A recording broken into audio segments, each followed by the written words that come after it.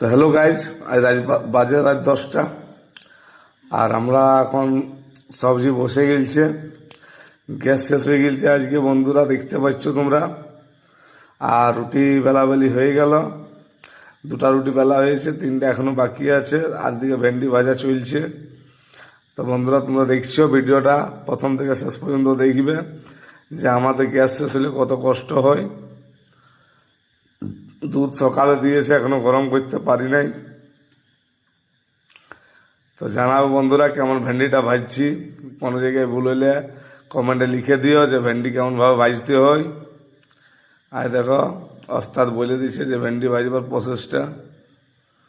আর এদিকে আমি ভেন্ডি ভাজছি, ওইদিকে তেল গরম আছে, এদিকে মুড়ি চলে আসছে।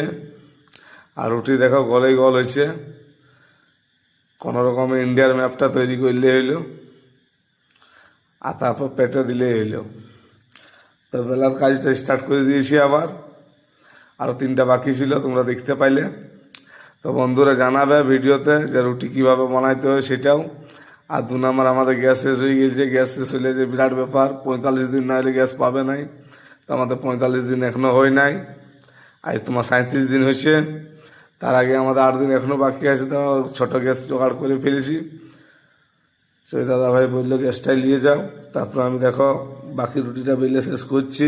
আমার বউ বললো দেখি টুকু ভিডিওটা বানাই দিয়েছি তোমার। তো জানাবে বন্ধুরা কমেন্টে ভিডিওটা কীরকমভাবে বানাইতে হয়। আর থ্যাংক ইউ, গুড নাইট।